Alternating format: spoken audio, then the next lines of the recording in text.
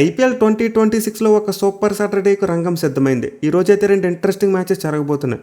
In fact ఈ Saturday comeback Saturday కూడా అవ్వచ్చు. ఎందుకంటే బోత్ ఎస్ఆర్హెచ్ మరియు సిఎస్కే ఈ రెండు జట్లు ఈ సీజన్లో తడబడుతున్న టీమ్స్. బట్ ఈ రోజు మ్యాచ్లో చూసుకుంటే మాత్రం ఈ రెండు జట్లకు తమ అపోనెంట్స్కి అగెన్స్ట్గా మంచి రికార్డ్ కనిపిస్తుంది. అలాగే ఇంజరీ లిస్ట్లో ఉన్న ప్లేయర్స్ విషయంలో కూడా కొన్ని పాజిటివ్ వార్తలు అయితే వస్తున్నాయి. సో దీంతో ఈ సాటర్డే ఎస్ఆర్హెచ్ మరియు సిఎస్కే జట్లకు ఒక కంబ్యాక్ సాటర్డేగా మారేందుకు అవకాశాలు అయితే కనిపిస్తున్నాయి. ఎనివే అసలు రెండు మ్యాచ్ల పరిస్థితి ఏంటి, ఏ టీంకి గెలిచే అవకాశాలు ఎక్కువగా ఉంటాయి, మనమైతే ఈ వీడియోలో క్లియర్గా డిస్కస్ చేసుకుందాం. సో ముందు ఆఫ్టర్నూన్ గేమ్ విషయానికి వస్తే పీబీకేఎస్ వర్సెస్ ఎస్ఆర్హెచ్ ముల్లాన్పూర్ వేదిక ఆడబోతున్నారు. అండ్ ఈ మ్యాచ్లోకి అయితే పీబీకేఎస్ వాళ్ళు మంచి మొమెంటంతో వస్తుంటే ఎస్ఆర్హెచ్ వాళ్ళు ఓడిపోయి వస్తున్నారు.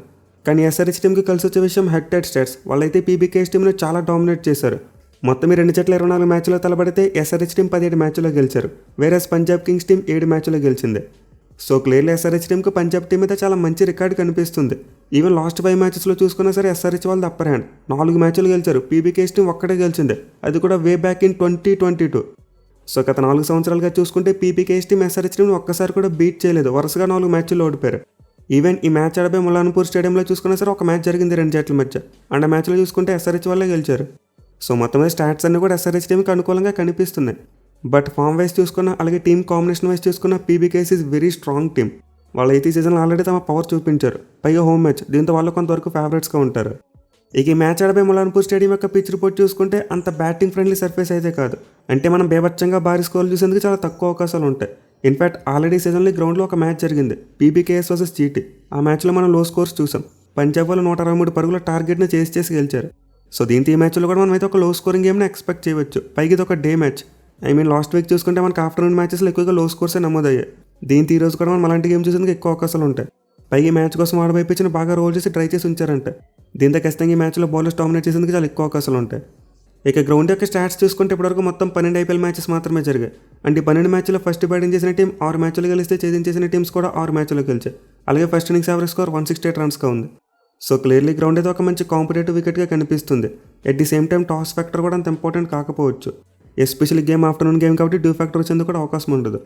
బట్ ఇన్వే టాస్ గెలిస్తే ముందుగా బ్యాటింగ్ తీసుకోవడం బెస్ట్ ఆప్షన్ అనుకుంటున్నా. ఎందుకంటే పిచ్ కనుక స్లోగా ఉంటే సెకండ్ హాఫ్లో ఇంకా డ్రై అయిపోద్ది, బ్యాటింగ్ కష్టంగా మారుతుంది. పైగా వెదర్ రిపోర్ట్లో చూసుకుంటే వర్షం పడడానికి కూడా ఏమీ లేదు. దీంతో నాకైతే ఈ మ్యాచ్లో మేబీ టాస్ గెలిచిన కెప్టెన్ ముందుగా బ్యాటింగ్ తీసుకుంటారేమో అనిపిస్తుంది. ఇక టీమ్స్ విషయానికి వస్తే హోమ్ టీం పంజాబ్ టీం చాలా మంచి ఫామ్లో ఉన్నారు. బ్యాట్స్మెన్ అదరగొడుతున్నారు, అలాగే బౌలర్స్ కూడా మంచిగా బౌలింగ్ చేస్తున్నారు. అయితే బ్యాటింగ్లో చూసుకుంటే పంజాబ్ టీంకి ఓపెనర్స్ చాలా కీలకం. వాళ్ళు ఓపెనర్స్ మంచి స్టార్ట్ ఇచ్చారంటే ఆ టీం ఈజీగా గెలిచేస్తుంది. మెయిన్లీ ప్రియాంచార్య సిఎస్కే టీంకి అగెన్స్ట్గా చాలా మంచి ఫైరీ స్టార్ట్ ఇచ్చాడు. అండ్ ఆ తర్వాత దాన్ని క్యాప్టలైజ్ చేస్తే వాళ్ళ కెప్టెన్ అయ్యారు ఒక మంచి ఇన్నింగ్స్ ఆడాడు. ఇక ప్రభ్సిమ్రాన్ సింగ్ చూసుకున్న కోపర్ కొనెల్ని చూసుకున్న వీళ్ళు కూడా మంచి నిక్లోనే కనిపిస్తున్నారు. బట్ వాళ్ళ మిడిల్ ఆర్డర్ చూసుకుంటే మాత్రం అంతలా టెస్ట్ కాలేదు. దీంతో మేబీ పీబీకేఎస్ టీం పవర్ ప్లేలో ఏమైనా ఎక్కువ వికెట్స్ కోల్పోతే వాళ్ళు స్ట్రగుల్ అయ్యేందుకు చాలా ఎక్కువ అవకాశాలు ఉంటాయి. ఇక బౌలింగ్ విషయానికి వస్తే హర్షదీప్ సింగ్ ఫామ్ తప్పితే మిగతా బౌలర్స్ మంచిగానే వేస్తున్నారు. మెయిన్లీ యజ్వేంద్ర చహల్ ఫామ్ ఆ టీంకి చాలా పెద్ద పాజిటివ్. అలాగే బాట్లెట్ కూడా మంచిగానే వేస్తున్నాడు. ఈవెన్ వైశాఖ్ విజయ్ కుమార్ కూడా మిడిల్ అండ్ డెత్ ఓవర్స్లో మంచిగానే బౌలింగ్ చేస్తున్నాడు. ఇక మార్క్ యాన్సన్ లాస్ట్ మ్యాచ్లో కొన్ని రన్స్ ఇచ్చినప్పటికీ గ్రౌండ్లో మంచి రికార్డు ఉంది. సో వీళ్ళతో పాటు హర్షదీప్ సింగ్ కూడా ఫామ్ అందుకుంటే పీబీకేఎస్ బౌలింగ్ చాలా సాలిడ్గా కనిపిస్తుంది. బట్ వాళ్ళు మేబీ మ్యాచ్ కోసం చేస్తే ఒక మార్పు చేసేందుకు అవకాశం కనిపిస్తుంది. అంటే ముందు చెప్పుకున్నాం పిచ్లో అయ్యేందుకు అవకాశాలు ఉన్నాయని చెప్పి. దీంతో పంజాబ్ టీం ఒక ఎక్స్ట్రా స్పిన్నర్ని తీసుకునేందుకు అవకాశాలు ఉంటాయి. వైశాఖ్ విజయ్ కుమార్ ప్లేస్లో హర్ప్రీత్ బార్ని తీసుకోవచ్చు. బట్ పంజాబ్ టీం విన్నింగ్ మొమెంటంతో ఉన్నారు కాబట్టి సేమ్ ప్లేయింగ్లో అంత వచ్చినా సరే మనం ఆశ్చర్యపోవడం అవసరం లేదు. ఇక ఎస్ఆర్హెచ్ టీం విషయానికి వస్తే వాళ్ళు లాస్ట్ మ్యాచ్ కూడా ఆఫ్టర్నూన్ మ్యాచ్ లక్నోతో ఆడారు. అండ్ ఆ మ్యాచ్ చాలా వరకు క్లోజ్గా వెళ్ళడం చూసాం. సో ఎస్ఆర్హెచ్ టీం యొక్క బ్యాటింగ్ టెంప్లెట్ చాలా సింపుల్. వాళ్ళ ఓపెనర్స్ మంచిగా ఆడితే వాళ్ళు మ్యాచ్ గెలుస్తారు. అదర్వైజ్ వాళ్ళు మ్యాచ్ గెలవడం చాలా కష్టం. ఎస్పెషల్ ఎస్ఆర్హెచ్ టీం పవర్లో వికెట్స్ కోల్పోకుండా ఉండాలి. అది కూడా ఈ మ్యాచ్లో చూసుకుంటే వాళ్ళు మళ్ళీ 300 మైండ్ సెట్ అస్సలు రాకూడదు. పవర్ ప్లేలో కొత్త బాల్ని జాగ్రత్తగా సీ ఆఫ్ చేసి చేతిలో వికెట్లు పెట్టుకుంటే ఆ తర్వాత ఈజీగా రన్స్ కొట్టొచ్చు. మరి ముఖ్యంగా వాళ్ళ మిడిల్ ఆర్డర్ మంచి ఫామ్లో ఉంది. క్లాసెన్ మరియు నితీష్ కుమార్ రెడ్డి. లాస్ట్ మ్యాచ్లో ఇద్దరు మధ్య ఒక ఇంక్రెడిబుల్ పార్ట్నర్షిప్ చూసాం. అండ్ నితీష్ కుమార్ రెడ్డి చివరికి గ్రౌండ్లో మ్యాచ్ అయినప్పుడు ఒక 50+ స్కోర్ కూడా కొట్టాడు. సో ఎస్ఆర్హెచ్ టీంకి కాస్త ప్రాబ్లంగా ఉంది. వాళ్ళ టాప్ ఆర్డర్ వాళ్ళ మైండ్ సెట్ మార్చుకుంటే సరిపోతుంది. ఇక బౌలింగ్ విషయానికి వస్తే లాస్ట్ మ్యాచ్లో చిన్న టార్గెట్ని కూడా చాలా మంచిగా డిఫెండ్ చేసుకునే ప్రయత్నం చేశారు. ఒక్క జయదేవనాథ్ కట్ బౌలింగ్ మాత్రం అటు ఇటు అయింది. At the same time Ishan Kishan captaincy tactics కూడా మిస్ఫైర్ అయ్యాయి. సో నిజానికి SRH bowling on the paper పూర్గానే కనిపిస్తున్నప్పటికీ గ్రౌండ్లో మాత్రం మంచిగానే రాణిస్తున్నారు. మళ్ళీ యంగ్స్టర్స్ హర్ష్ దుబే మరియు శివం కుమార్ ఇద్దరు చాలా ఇంప్రెసివ్గా బౌలింగ్ చేస్తున్నారు. అండ్ హర్షల్ పటేల్ మరియు ఈశాన్ మలింగా కూడా లాస్ట్ మ్యాచ్లో మంచి స్పెల్సే పడ్డాయి. సో వీళ్ళతో పాటు వనాథ్ కట్ కూడా మంచిగా బౌలింగ్ చేస్తే ఖచ్చితంగా ఎస్ఆర్హెచ్ టీంకి చాలా ప్లస్ అవుద్ది. పైగా వాళ్ళు ఈ మ్యాచ్ కోసం ఒక మార్పు చేసేందుకు అవకాశం కనిపిస్తుంది. బ్రేడెన్ గార్స్ కనుక పెట్టుకుంటే లివింగ్స్టన్ ప్లేస్లో తీసుకురావచ్చు. అయితే ఎస్ఆర్హెచ్ టీం వాళ్ళిద్దరు ఇంపాక్ట్ ప్లేయర్స్గా పెట్టుకుంటే బాగుంటుందేమో. అంటే పిచ్ కనుక స్పిన్నర్స్కి ఎక్కువ అనుకూలిస్తే లివింగ్స్టన్ తీసుకొస్తారు. లేదు పిచ్ ఏమైనా పేసర్స్కి అనుకూలంగా ఉందనుకుంటే అప్పుడు బ్రేడెన్ గార్స్ని తీసి తెచ్చుకోవచ్చు. సో ఈ మ్యాచ్ కోసం ఎస్ఆర్హెచ్ టీం యొక్క ప్లేయింగ్లో జరిగితే ఒక్క మార్పే జరుగుద్ది. అదర్వైజ్ వాళ్ళు సేమ్ ప్లేయింగ్లో వచ్చినా సరే మనం ఆశ్చర్యపోవడం అవసరం లేదు. ఇక ప్లేయర్ బ్యాటిల్స్ విషయానికి వస్తే ఆబ్వియస్లీ పాపులర్లో ఉంటాయి. మెయిన్ మ్యాచ్లో PBKS fast bowler Harshdeep Singh comeback చేయొచ్చు. ఎందుకంటే దానికి ఎస్ఆర్హెచ్ టాప్ ఆర్డర్ అనేది మంచి రికార్డు ఉంది. అలాగే క్లాసన్ మీద కూడా చాలా మంచి రికార్డు ఉంది. సో ప్రీవియస్గా చూసుకుంటే హర్షదీప్ సింగ్ ట్రావిస్ హెడ్ని ట్రబుల్ చేశాడు, 3 టైమ్స్ అవుట్ చేశాడు. అండ్ ఆల్సో ఇషాన్ కిషన్ కూడా 3 టైమ్స్ అవుట్ చేశాడు. ఈవెన్ క్లాసన్ కూడా గతంలో 3 టైమ్స్ అవుట్ చేశాడు. మెయిన్ యావరేజ్ మరియు స్ట్రైక్ రేట్ చూసుకుంటే హర్షదీప్ సింగ్ అగెన్స్ట్గా క్లాసన్కి చాలా తక్కువ ఉంది. యావరేజ్ 7 మరియు స్ట్రైక్ రేట్ 105గానే కనిపిస్తుంది. సో దీంతో మ్యాచ్లో ఎస్ఆర్హెచ్ బ్యాట్స్మెన్ హర్షదీప్ సింగ్ తక్కువ అంచనా వేయకూడదు, అతనితో కాస్త జాగ్రత్తగా ఉండాలి. అయితే అభిషేక్ శర్మకి చూసుకుంటే బోత్ హర్షదీప్ సింగ్ మరియు మార్క్ యాన్సన్ ఇద్దరి మీద మంచి రికార్డు ఉంది. ఈవెన్ జేవియర్ బాట్లెట్ బౌలింగ్లో కూడా గతంలో అవుట్ అవ్వలేదు. పైగా గ్రౌండ్ చూసుకుంటే అభిషేక్ శర్మకు హోమ్ గ్రౌండ్ లాంటిదే, పంజాబ్లోనే ఉంటుంది కాబట్టి. సో ఇంత అభిషేక్ శర్మ ఈ మ్యాచ్లో మంచిగా ఆడేందుకు అవకాశాలు ఉంటాయి, అతను కాస్త టైం తీసుకుని ఆడితే సరిపోద్ది. ఇక పంజాబ్ బ్యాటింగ్ సైడ్ నుంచి చూసుకుంటే most important battle Shreyas Iyer versus Harshal Patel చాలా అంటే చాలా ఇంట్రెస్టింగ్ ఉండబోతుంది. మెయిన్ హర్షల్ పటేల్ గతంలో అయ్యర్ని చాలా డామినేట్ చేశాడు. 4 ఇన్నింగ్స్లో 14 బాల్స్ వేసి 17 పరుగులు మాత్రం ఇచ్చాడు, 3 వికెట్లు తీసుకున్నాడు. At the same time Jaydev అన్నది కూడా గతంలో శ్రేయస్ అయ్యర్ని 2 టైమ్స్ అవుట్ చేశాడు. సో ఆల్రెడీ శ్రేయస్ అయ్యర్కి చూసుకుంటే తన హోమ్ గ్రౌండ్లో మంచి రికార్డు లేదు. లాస్ట్ ఇయర్ ఈ గ్రౌండ్లో ఆడి 2 మ్యాచ్లు కూడా ఫెయిల్ అయ్యాడు. దీంతో ప్రతికూల పరిస్థితుల మధ్య ఈ మ్యాచ్లో అతను ఎలా పెర్ఫామ్ చేస్తాడో చూడాలి. ఇక మరో ఇంట్రెస్టింగ్ బ్యాటిల్ చూసుకుంటే ప్రభ్-సిమ్రాన్ సింగ్ వర్సెస్ ఇషాన్ మలింగ్ అని చెప్పుకోవచ్చు. గతంలో వీళ్ళిద్దరూ ఒక ఇన్నింగ్స్లో తలపడ్డారు. అండ్ ఒక ఇన్నింగ్స్లో ఇషాన్ మలింగ్ అవుట్ చేశాడు, అది కూడా 3 బంతులు వేసి 1 పరుగు మాత్రమే ఇచ్చాయి. సో హిందీ మ్యాచ్లో మేబీ ఎస్ఆర్హెచ్ టీం కావాలనుకుంటే ఇషాన్ మలింగ్ అని పాపులర్లో కూడా యూజ్ చేసుకోవచ్చు. ఎనివే ఆన్ ది పేపర్ చూసుకుంటే పీపీకేఎస్ టీమే బలంగా కనిపిస్తుంది. మెయిన్ వాళ్ళు కనుక ఎస్ఆర్హెచ్ టీం టాప్ ఆర్డర్ని తొందరగా అవుట్ చేస్తే మ్యాచ్ గెలిచేందుకు చాలా ఎక్కువ అవకాశాలు ఉంటాయి. బట్ ఎస్ఆర్హెచ్ బ్యాట్స్మెన్ కనుక పాపులర్ వికెట్స్ ఒకటి మంచిగా బ్యాటింగ్ చేస్తే వాళ్ళకి గెలిచే అవకాశాలు ఎక్కువ ఉంటాయి. ఎట్ ది సేమ్ టైం పీబీకేఎస్కి బ్యాటింగ్ పాపులర్ కూడా చాలా ఇంపార్టెంట్. వాళ్ళు ఓపెనర్స్ మంచి ఎక్స్పోజ్ స్టార్ట్ ఇచ్చినప్పుడు వాళ్ళకి కూడా విన్ పర్సెంటేజ్ ఎక్కువ ఉంది. మరి మీరు ఈ మ్యాచ్లో ఏ టీం గెలుస్తుంది అనుకుంటున్నారు కింద కామెంట్ చేయండి. ఇక ఈవినింగ్ మ్యాచ్ విషయానికి వస్తే CSK versus TC Chepauk stadium అయితే ఆడబోతున్నారు. అండ్ ఈ మ్యాచ్ సిఎస్కే టీంకి చాలా అంటే చాలా ఇంపార్టెంట్ మ్యాచ్. వాళ్ళు ఇప్పుడు కూడా కంబ్యాక్ చేయకపోతే ఇంకా తర్వాత కంబ్యాక్ చేయడం కష్టం. ప్రజెంట్ పాయింట్స్ టేబుల్లో లాస్ట్ ప్లేస్లో ఉన్నారు. వేరే డీసీ టీం చూసుకుంటే లాస్ట్ మ్యాచ్లో హార్ట్ బ్రేక్ చూసాం, గెలిచే మ్యాచ్ను ఓడిపోయారు. సో ఇంత ఢిల్లీ టీం కూడా ఈ మ్యాచ్లో కంబ్యాక్ చేసి మళ్ళీ విన్నింగ్ మూమెంట్ని అందుకోవాలని చూస్తారు. అయితే 2 జట్ల మధ్య హెడ్ హెడ్ స్టాట్స్ చూసుకుంటే మాత్రం సిఎస్కే టీంకి అప్పర్ హ్యాండ్ ఉంది. మొత్తం 31 మ్యాచ్లో తలబడితే 19 మ్యాచ్లు సిఎస్కే వాళ్ళే గెలిచారు. ఢిల్లీ టీం 12 మ్యాచ్లు మాత్రమే గెలిచింది. అయితే లాస్ట్ 5 మ్యాచెస్లో చూసుకుంటే మాత్రం డీసీ వాళ్ళు కంబ్యాక్ ఇచ్చారు.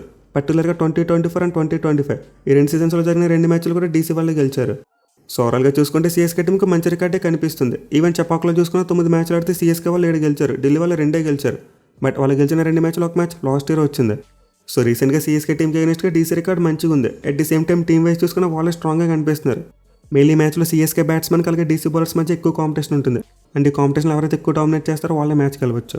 ఇక ఈ మ్యాచ్ ఆడిపోయి చపాక్ స్టేడియం యొక్క పిచ్ రిపోర్ట్ చూసుకుంటే ఆబ్వియస్లీ బ్యాటింగ్ ఫ్రెండ్లీ వికెట్. మనం ఆల్రెడీ లాస్ట్ మ్యాచ్లో చూసాం. సిఎస్కే టీం 200 కంటే ఎక్కువ రన్స్ కొట్టినప్పటికీ పీబీకేఎస్ టీం చేసి గెలిచేశారు. సో ఇంత ఈ మ్యాచ్లో కూడా మనం అరౌండ్ 200 స్కోర్స్ని ఎక్స్పెక్ట్ చేయవచ్చు. అయితే ఈ మ్యాచ్ని అయితే కొంతవరకు లో స్కోరింగ్ పిచ్ మీద ఆడబోతున్నారంట. అంటే చపాక్లో మిగతా వికెట్స్తో కంపేర్ చేసుకుంటే మ్యాచ్ కోసం యూజ్ చేసే వికెట్ కాస్త స్లోగా ఉండొచ్చు అని చెప్పి రిపోర్ట్స్ వస్తున్నాయి. బట్ ఎనివే ఈ మ్యాచ్ అయితే ఒక నైట్ మ్యాచ్ కాబట్టి మనం అట్లీస్ట్ 180 స్కోర్స్ అయినా సరే చూసేందుకు అవకాశం ఉంటుంది. ఇక గ్రౌండ్ యొక్క స్టాట్స్ విషయానికి వస్తే 92 ఐపీఎల్ మ్యాచెస్ జరిగాయి. అండ్ 92 మ్యాచ్లో ఫస్ట్ బ్యాటింగ్ చేసిన టీం 51 మ్యాచ్లో గెలిస్తే చేజింగ్ చేసిన టీమ్స్ 41 మ్యాచ్లో గెలిచాయి. అలాగే ఫస్ట్ ఇన్నింగ్స్ యావరేజ్ స్కోర్ చూసుకుంటే 164గా ఉంది. సో స్టాట్స్ ప్రకారం ఫస్ట్ బ్యాటింగ్ చేసిన టీంకి అడ్వాంటేజ్ కనిపిస్తుంది. బట్ రీసెంట్ రికార్డ్ చూసుకుంటే మాత్రం కంప్లీట్లీ డిఫరెంట్. ఈ గ్రౌండ్లో చివరిగా 4 మ్యాచ్లు కూడా చేజింగ్ చేసిన వాళ్ళే గెలిచారు. సో దీంతో మ్యాచ్లో టాస్ అనేది క్రూషియల్గా మారుతుంది. అంటే ఏ టీం అయితే టాస్ గెలిచి ముందుగా ఫీల్డింగ్ చేస్తారో వాళ్ళు గెలిచే అవకాశాలు ఎక్కువగా ఉంటాయి. ఇక వెదర్ రిపోర్ట్ విషయానికి వస్తే వర్షం పడడానికి ఏమీ కనిపించట్లేదు. మనమైతే ఫుల్ మ్యాచ్ను ఎటువంటి రెయిన్ బ్రేక్స్ లేకుండా చూడొచ్చు. ఇక టీమ్స్ విషయానికి వస్తే సిఎస్కే టీంకి biggest positive news డివాల్ Brevis is almost back. అంటే ఈ మ్యాచ్లో అతను ఆడేందుకు చాలా ఎక్కువ అవకాశాలు కనిపిస్తున్నాయి. ఇన్ఫాక్ట్ అతనే కన్ఫర్మ్ చేసినట్టు మనకు వార్తలు వచ్చాయి. సో బ్రేవిస్ కనుక వస్తే ఖచ్చితంగా సిఎస్కే టీం యొక్క మిడిల్ ఆర్డర్ ఇంకా స్ట్రెంత్ అవుద్ది. బట్ వాళ్ళ సమస్య ఏంటంటే టాప్ ఆర్డర్ ఎక్కువ రన్స్ రావట్లేదు. పర్టికులర్గా ఓపెనర్స్ ఈ సీజన్లో ఒక్క చెప్పుకోదగ్గ నాకు కూడా ఆడలేదు. సో బోత్ సంజు మరియు రుతురాజ్ వీళ్ళిద్దరు ఫామ్లోకి రాకపోతే సిఎస్కే టీం మ్యాచ్లు గెలవడం ఆల్మోస్ట్ ఇంపాసిబుల్.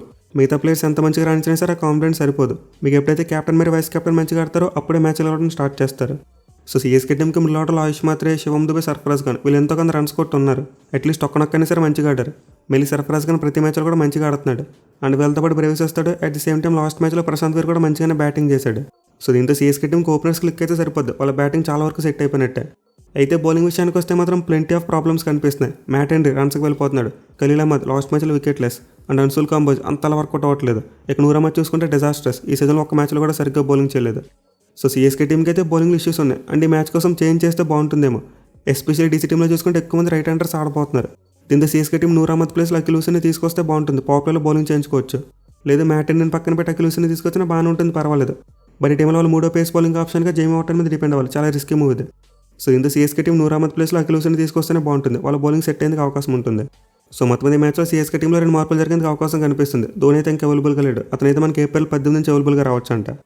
ఇక ఢిల్లీ టీం విషయానికి వస్తే లాస్ట్ మ్యాచ్లో హార్ట్ బ్రేకింగ్ లాస్ చూసాం. డేవిడ్ మిల్లర్ ఫినిష్ చేయలేకపోయాడు. బట్ అయినా apart from this DC team అయితే చాలా మంచి ఫామ్లో ఉంది.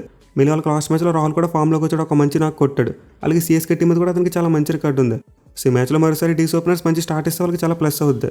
అయితే వన్ డౌన్లో చూసుకుంటే మాత్రం నితీష్ రాణా ఫెయిల్ అవుతున్నాడు. దీంతో ఈ మ్యాచ్లో కరుణ్ నాయర్ని తీసుకొచ్చేందుకు అవకాశం కనిపిస్తుంది. పర్టికులర్గా కరుణ్ నాయర్ నెట్స్లో సమీర్ రిజ్వీతో కలిసి బ్యాటింగ్ ప్రాక్టీస్ చేశారంట. దీనితో ఈ మ్యాచ్లో ప్లేయింగ్ లైన్లోకి వచ్చేందుకు ఛాన్స్ ఉంటుంది. ఇక తర్వాత చూసుకుంటే స్టెప్స్ మరి మళ్ళీ మంచి ఫామ్లోనే ఉన్నారు. బట్ అక్షర్ పటేల్ మాత్రం అంత మంచిగా రాణించట్లేదు బ్యాట్ తోటి. సో మొదటి 2 మ్యాచ్లో డీసీ టీం యొక్క మిడిల్ ఆర్డర్ భారం మొత్తం సమీర్ రిజ్వీ మోసాడు. కానీ లాస్ట్ మ్యాచ్లో అంత తొందరగా అవుట్ అయిపోయాడు. అండ్ ఆల్సో స్టబ్స్ కూడా రన్అట్ అయిపోయాడు. దీనివల్ల బ్యాక్ ఫైర్ అయింది. బట్ ఓవరాల్గా చూసుకుంటే మాత్రం వాళ్ళ బ్యాటింగ్ పర్వాలేదు, మంచిగా ఉందని చెప్పుకోవచ్చు. ఇక బౌలింగ్ విషయానికి వస్తే నటరాజన్ మరియు లుంగింగిడి ఇద్దరు చాలా మంచి ఫామ్లో ఉన్నారు. ఎస్పెషల్లీ డెత్ ఓవర్స్లో అద్భుతమైన బౌలింగ్ చేస్తున్నారు. వేరేస్ ముఖేష్ కుమార్ లాస్ట్ మ్యాచ్లో కొంచెం ఎక్స్పెన్సివ్గా ప్రూవ్ అయ్యాడు. బట్ కొత్త బాల్తో బాగానే వేస్తున్నాడు. అండ్ వాళ్ళ స్పిన్నర్స్ చూసుకున్న చాలా అంటే చాలా మంచి ఫామ్లో ఉన్నారు. సో మీరు సిఎస్కే టీంతో కంపేర్ చేసుకుంటే డీసీ బౌలింగ్ చాలా అంటే చాలా స్ట్రాంగ్ ఉంది, ఈజీగా డిఫీట్ చేయొచ్చు. బట్ ఎనేవిల్ అయితే సిఎస్కే యంగ్స్టర్స్తో కాస్త జాగ్రత్తగా ఉండాలి. పర్టికులర్గా ఆయుష్ మాత్రే, సర్ఫరాజ్ ఖాన్ మరియు బ్రేవిస్ వీళ్ళ ముగ్గురు చాలా డేంజరస్ ప్లేయర్స్. ఇక టీంలో మార్పుల విషయానికి వస్తే ముందు చెప్పినట్టు ఒక్క మార్పు మాత్రమే జరిగేందుకు అవకాశం కనిపిస్తుంది. అంటే నితీష్ రాణా ప్లేస్లో కరుణ్ నాయర్ రావచ్చు. మిగతా ప్లేయర్స్ అందరూ కూడా ఫిట్గానే ఉన్నారు. ఇక ప్లేయర్ బ్యాటిల్స్ విషయానికి వస్తే సిఎస్కే ఓపెనర్స్ కంబ్యాక్ చేయొచ్చు. ఎందుకంటే సంజు మరి గైక్వాడ్ ఇద్దరికి కూడా ముఖేష్ కుమార్ మీద మంచి రికార్డు ఉంది. బట్ లుంగింగిడి మ్యాచ్ చూసుకుంటే మాత్రం అంత మెరుగైన రికార్డు కనిపించట్లేదు. ఎస్పెషల్లీ సంజు శాంసన్ 2 ఇన్నింగ్స్లో 9 బాల్స్ ఫేస్ చేస్తే 5 పరుగులు మాత్రమే చేశాడు, ఒకసారి అవుట్ అయిపోయాడు. దీంతో ఈ మ్యాచ్లో సంజు ఇన్ఫామ్ లుంగింగిని ఎలా ఫేస్ చేస్తాడో చూడాలి. ఇక మిగతా బ్యాటిల్స్ చూసుకుంటే అక్షర్ పటేల్ చాలా ఇంపార్టెంట్ అని చెప్పుకోవచ్చు డీసీ టీంకి. ఎందుకంటే మనకి సిఎస్కే టీంలో చాలా మంది రైట్ హ్యాండ్ బ్యాట్స్మెన్ కనిపిస్తారు, ఒక దూబే కూడా లెఫ్ట్ హ్యాండ్ బ్యాట్స్మెన్. దీంతో అక్షర్ పటేల్ తను ప్రాపర్గా యూజ్ చేసుకుంటే చాలా ఇంపాక్ట్ చూపించవచ్చు. మళ్ళీ బ్రేవిస్కి అగెన్స్ట్గా మంచి రికార్డు కనిపిస్తుంది. 3 ఇన్నింగ్స్లో 14 బంతులు వేసి 16 పరుగులు మాత్రమే ఇచ్చాడు, ఒకసారి అవుట్ చేశాడు. వేరే కుల్దీప్ యాదవ్ చూసుకుంటే దూబేని అవుట్ చేయలేదు, కానీ కొంతవరకు సైలెంట్గా ఉంచాడు. అంటే 3 ఇన్నింగ్స్లో 7 బాల్స్ వేస్తే 5 పరుగులు మాత్రమే ఇచ్చాడు. సో మొత్తం ఢిల్లీ స్పిన్నర్స్ అయితే ఈ మ్యాచ్ మీద గట్టిగా ఇంపాక్ట్ చూపించేందుకు అవకాశం కనిపిస్తుంది. మరి సిఎస్కే యంగ్ బ్యాట్స్మెన్ వాళ్ళిద్దరిని ఎలా కౌంటర్ చేస్తారో చూడాలి. ఇక ఢిల్లీ బ్యాటింగ్ సైన్ చూసుకుంటే ముందు చెప్పుకున్నాం, రాహుల్కి చాలా మంచి రికార్డు ఉంది. ఈవెన్ ఖలీల్ అహ్మద్కి అగెన్స్ట్గా చూసుకుంటే డీసెంట్ రికార్డు కనిపిస్తుంది. 39 బంతులు ఆడితే 51 పరుగులు చేశాడు, ఒక్కసారి అవుట్ అయ్యాడు. సో రాహుల్ అయితే ఆల్రెడీ లాస్ట్ మ్యాచ్లో ఒక మంచి నాకౌట్ ఫామ్లోకి వచ్చాడు. అండ్ సిఎస్కే టీం చూసుకున్న చాలా మంచి రికార్డు కనిపిస్తుంది. దీంతో ఈ మ్యాచ్లో అతను కనుక మంచి నాకౌట్ అయితే డీసీ టీం గెలిచేందుకు చాలా ఎక్కువ అవకాశాలు ఉంటాయి. ఎనివే ముందు చెప్పినట్టు ఈ మ్యాచ్లో major battle CSK batsmen versus DC bowlers. ఈ కాంపిటీషన్ ఎవరైతే గెలుస్తారో వాళ్ళే మ్యాచ్ గెలుస్తారు. మళ్ళీ సిఎస్కే టీంకి ఓపెనింగ్ పార్ట్నర్షిప్ చాలా ఇంపార్టెంట్. వాళ్ళ ఓపెనర్స్ కనుక మరోసారి ఫెయిల్ అయితే మోస్ట్ లైక్లీ మ్యాచ్ ఓడిపోయేందుకు అవకాశాలు ఉంటాయి. మరి మీరు మ్యాచ్లో ఏ టీం గెలుస్తుంది అనుకుంటున్నారు కింద కామెంట్ చేయండి. Thank you for watching. Have a nice day.